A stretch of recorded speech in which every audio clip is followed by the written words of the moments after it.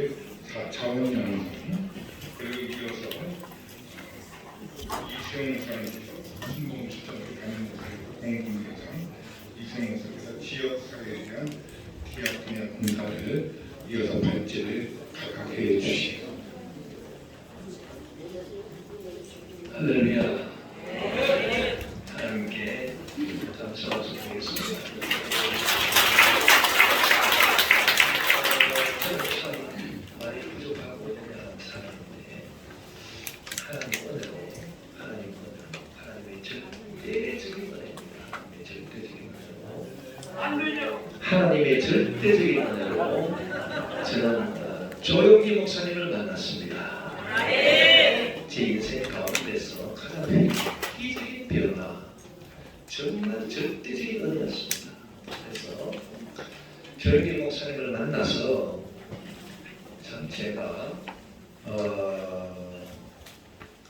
조용기 목사님 밑에서 사역을 하고 또 조용기 목사님의 또 은혜를 힘입어서 제가 프랑스 파리 소르본 대학으로 박사과정으로 유학을 가게 되고 프랑스 소르본에서 5년 동안 공부를 하고 박사학위를 받고 돌아와서 조용기 목사님을 신학적으로 보좌할 수 있는 국제신학연구원에서 원장으로 제가 이제 이영 목사님이 원장으로 계시다가 미국으로 이제 떠나시고 제가 2대 원장으로 국제신학연구원을 제가 하면서 조용기 목사님을 섬겼습니다. 지금도 생각하면 그것이 하나님의 크신 거예요. 제가 지금도 기도원에 가면은 말씀을 전하고 그러고 이제 돌아올 때는 반드시 제가 우리 조용기 목사님 계신 그곳에 가서 제가 기도를 합니다. 목사님의 삼중 축복, 영혼이 잘되는 같이 범사에 잘되고 강건하고 생명을 베풀어서 그 다음에 오중복음, 중생의 복음, 성령 충만의 복음, 신유의 복음, 축복의 복음, 죄인의 복음, 그 다음에 4차원의 영성, 꿈, 믿음, 생각, 언어, 이것을 제가 온 세계에 전파하겠습니다. 그리고 제가 기도를 하고 내려오는데 제가 국제신학연구원장으로 있을 때 제가 이 4차원의 영성에 대해서 제가 관심이 많아가지고 제가 조용기 목사님한테 단독적으로 한번 여쭈어 보았습니다.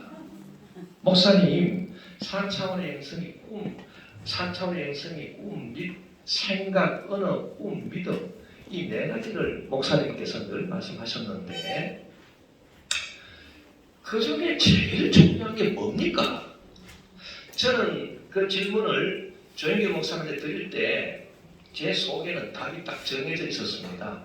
생각이다, 생각.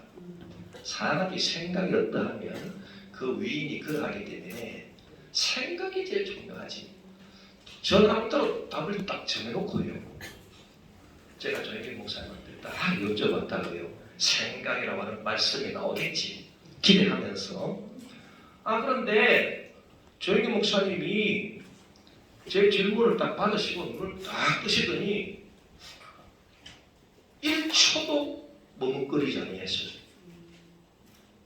그러면서 딱 하신 말씀이 꿈이다! 그러시라고. 그래서 제가 꿈? 야, 이상한데? 꿈이 뭐야? 그때부터 제 고민이 시작됐습니다. 제가 김포교회에서 조용기 목사님 은혜로 교회 하나를 받아가지고 김포교회에서 제가 참 목회를 하면서 늘 제 마음속에 떠오르는 것이 야, 어떻게 하면은 이 조용기 목사님이 꿈이 제일 중요하다 하셨는데 이 무슨 의미냐? 내가 이걸 알아야 내가 목회를 할 수 있을 것인데 마침 성경을 읽은 가운데 여호수아 1장 7절을 제가 읽었습니다. 자, 모세가 죽은 후에 여호수아가 후계자가 됐는데 하나님께서 여호수아에게 하신 말씀이 여호수아야, 나의 종 모세가 죽고 너가 후계자가 됐으니 너는 내가 명령한 것을 다 지켜 행하라. 그게 아니고 나의 종 모세가 너에게 명한 율법을 다 지켜 행하라. 이야, 그래서 내가 그때 뭘 깨달았느냐? 모세가 조용기 목사님이라고요. 조용히 목사님이 나한테 명령한 율법을 내가 다 지켜 행해야 되는 거 아니냐. 또 제가 성경을 읽는데 하나님께서 딱 계시를 주셨습니다. 엘리사가 엘리야를 따라다니는데 길갈에서 베델에서 여리고에서 요단강으로 따라다니면서 요단강을 건너가지고 이제 엘리야가 성천을 하는데 엘리야에서 겉옷이 떨어졌습니다. 겉옷을 엘리사가 딱 잡아가지고 요단강을 돌아오는데 자기의 옷은 둘로 찢어버리고 자기의 옷을 왜 둘로 찢습니까? 그것은 자기 권위를 찢어버렸다는 겁니다. 자기 권위를. 그러면서 엘리야 스승님의 그 옷자락을 잡고 요단강을 이리 치고 저리 치면서 엘리야의 하나님 어디 계시나이까? 이러니까 요단강이 쩍쩍 갈라졌습니다. 그래서 나는 평생토록 내 생각은 높다. 나는 조용기 목사님께서 저에게 가르쳐 준 그것을 제가 지켜 행하면 그것으로 나는 최고 축복이고 최고 성리의 삶을 살게 될 것이다. 확신을 했습니다. 그래서 이 조영기 목사님의 4차원의 영성을 어떻게 해야 이것을 정말 제대로 그 꿈이 제일 중요하다는 것을 사람들에게 알릴 수 있을까 고민하는 차에 제가 프랑스에 있을 때 이 세계적으로 가장 위대한 해석학자가 있습니다. 아까 우리 소환수 목사님은 문학, 음악 이런 얘기를 하셨고 저는 지금 골치 아픈 철학을 말씀드리려고 하는데 골치가 아프지만 이건 들어야 돼요. 이 사람들이 골치 아픈 걸 싫어하면은 이 깊은 깨달음이 없다고요. 그래서 골치 아픈 것도 좀 들어주시길 바랍니다. 그래서 검색이 최대의 해석학자가 볼 리겔. 우리 그 김영한 교수님이 그 볼 리겔에 대해서 참 해석하게 글을 많이 쓰는 걸 제가 봤습니다. 이 볼 리겔가 그 악의 상징이라고 하는 책에서 악의 구조에 대해서 설명했습니다. 자, 세계 최대의 해석학자하고 20세기 들어와서 교회를 부흥시킨 세계 최대의 성령운동 부흥사 조영기 목사님, 이 두 분이 만나는 그런 가교를 제가 놓아야 되겠다 그런 생각을 하고 그 볼 리그레의 악의 상징에 나타난 그 악을 제가 읽고 제가 연구를 했습니다. 이건 뭐 악의 상징이라는 책은 번역되어 있으니까요. 여러분 사서 보시면 됩니다. 그런데 이 중요한 포인트가 뭐냐면 이 볼 리겔가 대단한 사람인 게 자, 에덴 나무에서 악이라고 하는 것이 가장 원초적인 악은 뭐냐? 우리는 악이라고 하는 생각할 때에 인간이 자유의지로 선악과를 따서 먹은 게 악의 출발이다 그렇게 보지만 그렇지 않습니다. 아담 하와가 하나님의 계명을 자기 자유의지로 어기고 선악과를 따 먹기 전에 이미 에덴 나무에 사탄이 뱀의 형상하고 들어와 있었어요. 이것을 인간의 자유의지로 막을 수가 없다는 겁니다. 그걸 누가 막겠습니까? 이미 뱀이 들어와 있는데 사탄이. 그래서 이 윗게르는 그 이미 에덴 나무에 들어와 있는 이 악한 사탄 이것이 쫙 에덴 나무에 딱 들어와 있으니 이것이 분위기를 에덴 나무의 분위기를 그 상암도 해암도는 에덴 나무의 분위기를 뭔가 모르게 한 방을 먹이고 있다 그렇게 본 겁니다. 이게 가장 외부적인 거고요. 이게 가장 근본적인 겁니다. 그래서 이 사탄이 와가지고 하와를 유혹합니다. 유혹해서 그 하와가 유혹에 넘어가서 하나님의 계명 선악과를 따서 먹지 말라 한 하나님의 계명을 어기게 된다고요. 그러난 다음에 마음의 죄책감을 느끼게 되죠. 그래서 이 단계가 어떻게 되냐면 가장 외부적인 이것은 인간의 자유의지로 막을 수 없는 겁니다. 가장 가장 외부적인 이 파괴력, 이 한방 먹이는 것, 이것을 릭게르가 오염이다, 수위라고 하는 말로 표현을 했고요. 그 다음에는 외부와 내부가 연결됩니다. 이 악한 외부적인 존재 사탄이 인간에게 찾아와서 하와에게 찾아와서 하와에게 유혹을 합니다. 그러면 가장 외부적인 이 악의 세력이 이제 인간의 내부와 만나게 되겠죠. 그래서 외부와 내부가 만나는 관계를 형성합니다. 이게 두 번째 단계입니다. 여기서 죄가 나오게 되는 겁니다. 그래서 처음은 사탄이 외부적 환경에서 인간이 도저히 어찌할 수 없는 그 외부적 환경에서 한 방 먹이는 수위를 험이라고 하는 상징으로 표현되는 이 단계가 있고, 그 다음 단계가 이 악한 사탄이 인간의 자유의지를 시험해가지고 외부와 인간 내부가 만나서 관계를 이루어서 그 관계에서 하와가 무너지고 하나님의 계명을 따서 먹고 죄를 범하는 죄의 단계, 빼쉐라고 하는 그 죄의 단계가 있고요. 그 다음에 세 번째 단계는 완전히 이제 내면하는 겁니다. 그래서 완전히 이제는 바깥은 없고 완전 내 속에서 내면화된 죄의식이라고 하는 세 번째 단계, 불어로 말하면 귓바들이때라고 하는 그 단계가 있습니다. 그래서 외부, 그 다음에 외부와 내부, 그 다음에 완전히 내부, 이렇게 그 현상학적으로 해석학적으로 악을 분석하고 있습니다. 이게 참 중요한 포인트예요. 이게. 그래서 우리가 지금 고난 주간에 죄를 회개하는데 제가 어제 그 설교를 했습니다. 저는 뭐 소아서 목사님처럼 이렇게 잠시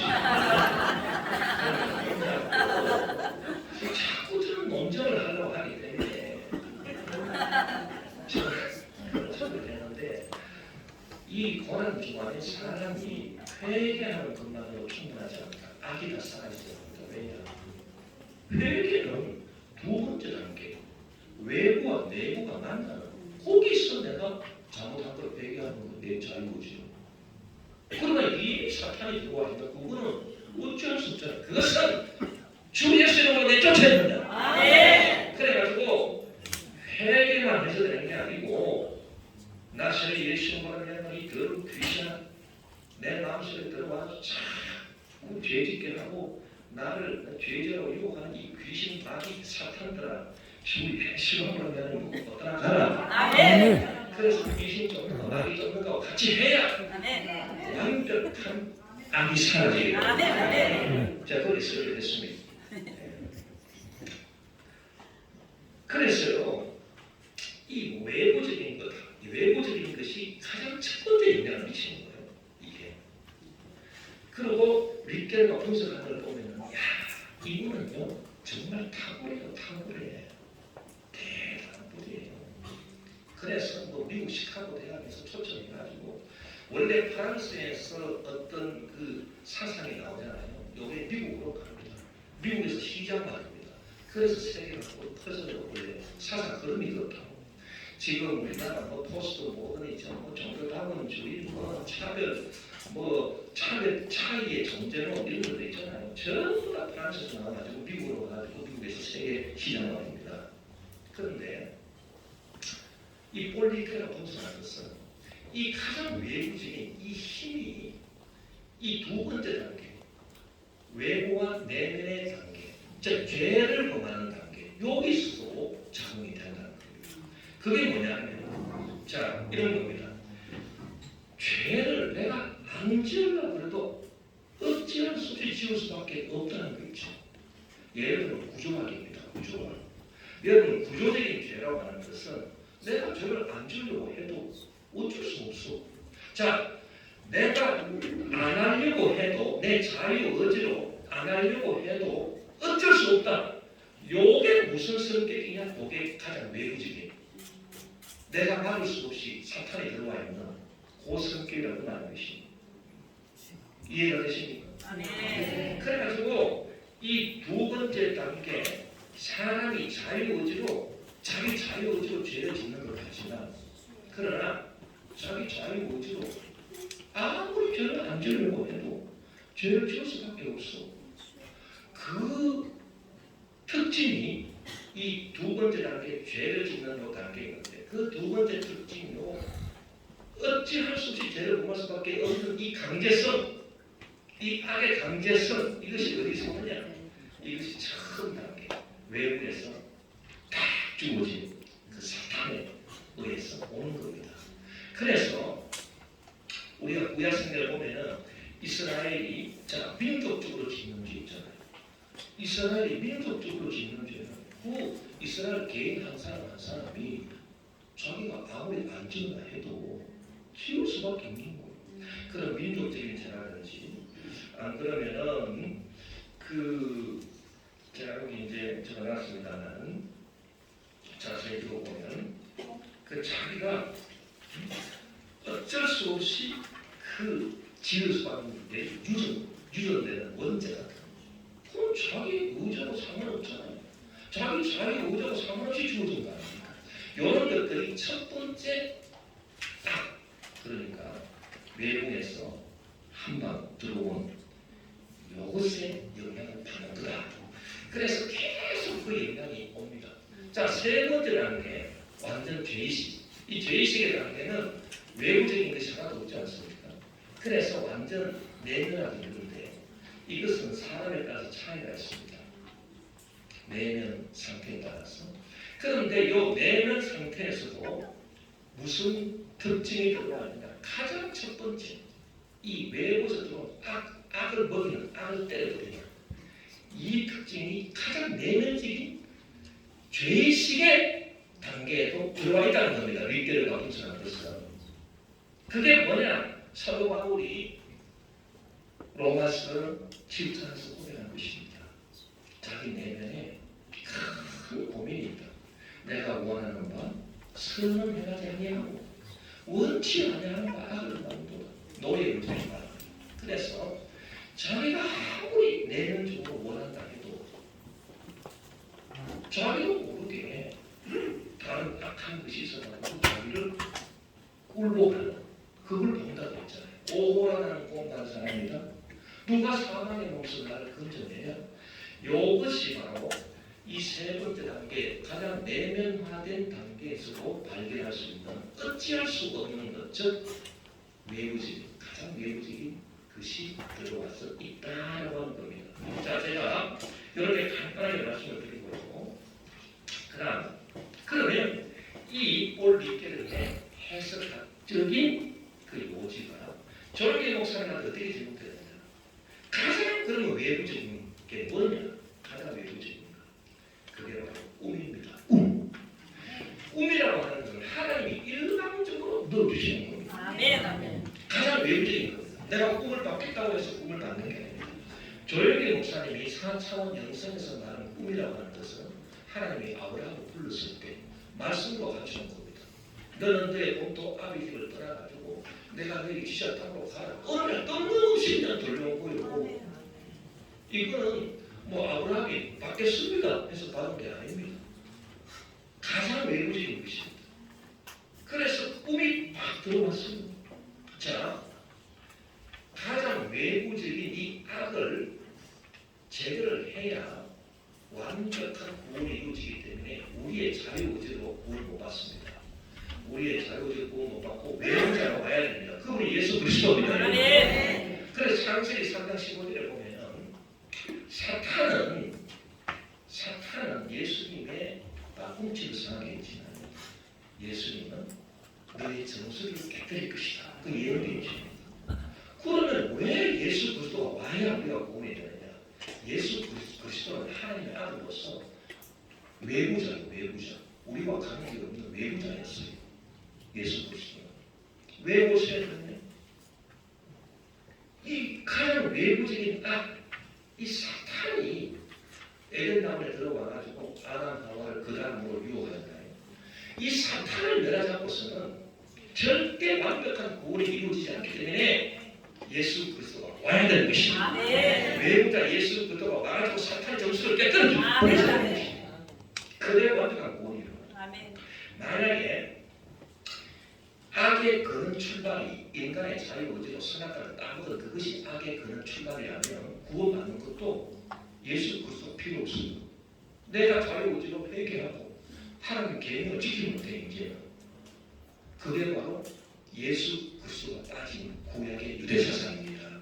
율법사상입니다. 그러나 우리 기독교는 그걸 믿지 않습니다. 우리 기독교는 예수 그리스도 아니면 구원을 받을 수가 없다. 아멘. 왜 예수가 와야 되느냐? 바로 여기. 그래서 이 가장 가장 외부적인 것이 조영기 목사님에게는 꿈이에요. 어느 날 갑자기 아브라함에게 하나님 말씀이 임하고 꿈이 일방적으로 임했어요. 이게 하나님 크신 은혜 아닙니까? 아멘. 이 전적인 하나님의 은혜입니다. 아멘. 자, 그 다음에는 두 번째로 어떻게 됩니까? 이 꿈이 우리 마음하고 관계를 맺게 되죠. 그게 두 번째 단계 아닙니까? 외부와 내부가 관계 맺게 되는 거예요. 이게 두 번째 단계잖아요. 그러면 말씀과 꿈이 나의 자유의지, 내 내면의 자유의지와 관계를 맺게 되면 거기서 발생하는 게 있습니다. 그게 뭡니까? 믿음인 것입니다. 아멘. 믿음은 하나님 말씀을 내가 받아들이는 거고 아멘. 하나님이 성령으로 주신 꿈을 내가 받아들인다. 아멘. 그래서 꿈이 먼저고 그 다음에 믿음이 온 것입니다. 아멘. 그 다음에 그거는 완전 내면화된 것, 세 번째 단계 아닙니까? 완전 내면화된 것. 이것은 뭐냐면은 나의 생각이고 긍정적인 생각이고 할 수 있다는 생각이고 이것이 생각과 언어는 같은 차원이에요. 언어 철학에 보면 길게 설명하면 됩니다. 그래서 이 생각과 언어가 이 두 가지가 완전 내면화된 것으로서 자리 잡고 있다. 그래서 조영기 목사님의 4차원의 영성은 그다음 믿음, 그 다음에 생각과 언어 이렇게 세 부분으로 나누어진다라고 하는 것입니다. 아멘. 그래서 이것이 아주 중요한 것이고 자, 중요한 것도 됐습니다. 이 힘의 흐름입니다. 힘의 흐름이라고 하는 것이 이렇게 외부, 그 다음에 외부, 내부의 관계, 그 다음에 내부 이렇게 흘러오는 것이기 때문에 역방향은 허락되지 않습니다. 자, 우리가 이렇게 그 지금 세계교회를 보면 이 긍정적인 생각을 강조를 해가지고 너 긍정적으로 생각해 무조건 잘 된다고 생각해 그러면 믿음도 생기고 하나님이 기적으로 베풀릴 거야. 이것은 잘못된 생각입니다. 왜? 자, 흐름을 보십시오. 꿈에서 하나님이신 꿈에서 말씀에서 믿음이 생기고 그 믿음에서 긍정적인 생각과 언어가 나오는 것이 거꾸로 올라가는 게 아닙니다. 긍정적인 생각, 긍정적인 말을 한다고 해서 믿음이 거꾸로 생기고 거꾸로 올라가서 꿈이 생기고 기적이 일어나는 건 하나님 역사하는 거 아니에요. 그래서 우리가 조엘 오스틴 류의 아주 그런 그 심리주의적인 그런 생각 이것을 우리가 경계할 필요가 있다라고 하는 것을 우리가 알아야 되는 것입니다. 그래서 이 오순절 전통주의자 조영기 목사님과 소위 말하는 그 오순절 안에 그 무브먼트 월드 오브 페이스 무브먼트라든지 케네스 헤인이라든지 그 다음에 누굽니까? 캐드린 쿨란 같은 그런 분들하고는 다르다. 조영기 목사님. 그런 분들은 굉장히 심리주의다. 심리주의라고 하는 것은 심리적인 것, 즉 생각이나 언어, 심리적인 것에서 거꾸로 올라가가지고 뭔가 믿음이나 기적을 말하는 것이고 하나님의 역사를. 그러나 힘의 올바른 방향으로 가는 것은 존재론에서 이 가장 외부적인 그런 이 근원에서 심리적으로 흘러내려가는 것이지 그 반대가 아니다라고 하는 것을 말씀드리고 싶습니다. 그 다음에 이 오순절 정통주의자 조영기 목사님의 이 성령세 강론 자 이것도 이런 원리가 적용됩니다. 왜 우리가 방언을 말해야 되느냐? 조영기 목사님 방언을 공유합니다. 오순절 뭐 쓰러뜨리고 넘어지고 현상, 그 다음에 뭐 은사 이런 게 나타나는 게 아니고 그것도 중요하지만 그건 2차적인 거고요. 1차적인 것은 성령세라고 방언을 말하는 겁니다. 왜 방언 말하는 게 그렇게 중요하냐? 이것도 우리가 이 립겔의 해석학적 구조를 따라서 우리가 살펴볼 수 있는데, 자, 언어가 크게 말하면 세 가지입니다. 언어가. 아까 이제 우리 성수 목사님 발달된 뭐 바라라는 뭐 음이라는 뭐 이렇게 보셨는데, 자, 언어가 세 가지인데요. 첫째는 가장 표면적인 언어입니다. 표면적인 언어. 이거는 우리 생각에서 나오는 언어예요. 그게 뭐냐, 바롤이라고 합니다. 그 프랑스 구조주의 은학자 소시를 합니다. 바롤. 바롤이라고 하는 것은 말 사용을 말해요. 말 사용. 이거는 의식의 언어예요. 의식. 자, 이 말 사용의 특징은 첫째, 말 뜻이 분명하고, 그 다음 말과 말의 연결이 분명하다. 조리가 있다. 요게 말 사용입니다. 그런데 무의식의 언어가 있다. 자, 무의식의 언어는 무엇일까? 이게 프랑스 심리 분석학자들이 말하는 거 보면은 대표적인 사람, 작가라칸 같은 사람 말하는 거 보면은 이 무의식의 언어라고 하는 걸 랑그라고 합니다. 바롤이라는 거. 이 랑그라고 하는 건 뭐냐면 말 뜻은 분명한데 말과 말이 연결이 조리 있게 논리적으로 되지 않는다는 겁니다. 자, 우리가 꿈을 생각해 보면 합니다. 꿈은 무의식이 나오거든요. 자, 꿈에 보면은 한 장면이 나타났다가 그 다음에 다른 장면이 또 나타납니다. 그런데 이 장면과 장면이 연결이 안 되죠. 자, 예를 들어서 뭐 이런 겁니다.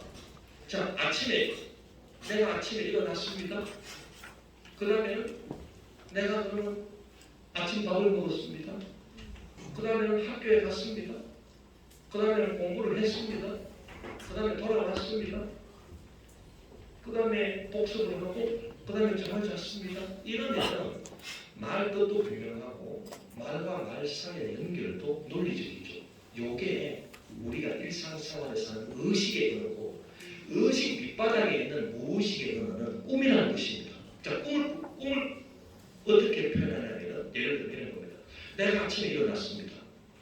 근데 아침에 일어나서 아침밥을 먹어야 이게 안 나오고 뭐가 나오느냐? 하늘에 비행기가 날아다닙니다. 그럼 또 무슨 말이 나오나요? 저 길거리에 누군가가 교통사고가 났습니다. 이게 말 뜻은 분명하지만 말과 말의 연결이 전혀 논리적이지 않는 이게 꿈이지 않습니까? 이런 꿈을 꾸면 장면이 바로 바뀌는데 그게 논리적으로 연결이 됩니까? 안 되지 않습니까? 이런 언어를 랑다라고 하고 이것이 무의식의 언어입니다. 자, 말 뜻은 분명하고 또 말과 말 사이의 연결도 논리적인 것. 이게 바롤이고 이게 가장 표면적인 의식이고요. 그 표면적인 의식 밑에 있는 무의식은 말 뜻은 분명하다. 말과 말이 논리가 연결되지 않습니다. 논리적으로 추론적으로 연결되지 않습니다. 이게 랑그의 언어입니다. 그러면 방언은 뭐냐? 방언이라고 하는 것은 말은 말인데 말 뜻도 모릅니다. 이거는 말과 말 사이의 연결은 물론 논리적이지 않습니다. 가장 밑바닥은 합니다. 그래서 우리가 어떻게 볼 수 있냐면은 가장 밑바닥은 방언, 말 뜻도 몰라. 그러니까 자연적으로 말과 말 사이의 연결이 논리적이도 않겠죠. 이것이 그 위에 있는 랑을 변화시킨다는 겁니다. 무의식을 변화시킨다는 겁니다. 힘이 밑바닥에 있다는 거예요. 그리고 무의식으로 랑가 변화되면 그 위에 있는 바로 의식의 언어는 자동적으로 변화가 된다. 아멘. 자, 사람들이 왜 사람들이 이 의식적으로 아무리 설교하고 아무리 얘기해도 변화를 못 받아요. 왜 그러냐? 무의식이 꽉 잡혔어요. 무의식이 이 의식으로 드러나지 않는 무의식의 언어가 절망, 좌절, 낙심, 공포, 불안 이런 거 잡혀 있거든요. 그러면 이 무의식의 언어를 변화시켜야 이 의식의 변화가 다가오는 것이 이 무의식은 여러분 겉으로 드러나는 요만한 게 요만하다 그러면 이 속으로 숨는 거대한 감초가 같습니다. 이 무의식이 변화하는 어떻게 의식이 변화하느냐? 그러면 이 무의식의 언어를 변화시킬 전환이 우리 뭐냐? 그 방언입니다. 왜? 우리가 뜻도 모르고 말과 말의 연결도 되지도 않는 이 방언을 왜 하나님이 시키셨을까? 방언을 막 하다 보면은 1시간, 2시간 방언으로 기도해 보세요. 저도 성령세례 받을 때 방언으로 한 2시간 기도하니까 속이요. 할렐루야. 아멘. 무의식이 변화를 받아요. 아멘. 그래서 하나님이 이 방언을 말하게 하셨고 성령 세례의 첫 번째 요건이 방언을 말하게 한 거다. 이것이 가장 외부적이고 가장 근본적인 방언, 그 위에 언어인 란구, 그 위에 언어인 바로 이것을 외부, 내부 이렇게 변화시키는 순환으로 또 하는 거고, 마지막으로 예수님께서 마지막 유언에서 믿는 자들에게 이런 표적이 따르니 너희가 내 이름으로 귀신을 쫓아내며, 아멘. 이게 첫 번째죠. 그 다음에 새 단어를 말하며 귀신 쫓아내고 새 단어를 말하는 이게 가장 먼저 나옵니다. 이게 외부적인 것들을 해결하는 거. 귀신을 쫓아내고 그 다음에 어떻게 됩니까? 그러면 네가 믿음이 생긴다. 그래서 뱀을 쥐고 올면 무슨 돌 마실 때도 해를 받지 아니하고 네 속에 믿음이 생기고 네 언어와 생각이 새로워져서 네가 변화를 받고 능력을 받는다. 그러면 이 능력이 나한테 전달돼가지고 병든 사람의 손을 은전전 나으리라. 아멘. 이렇게 해서 전도가 나타나고 아멘. 선교가 이루어진다라는 것이 이것으로 제 발제를 마치겠습니다. 감사합니다.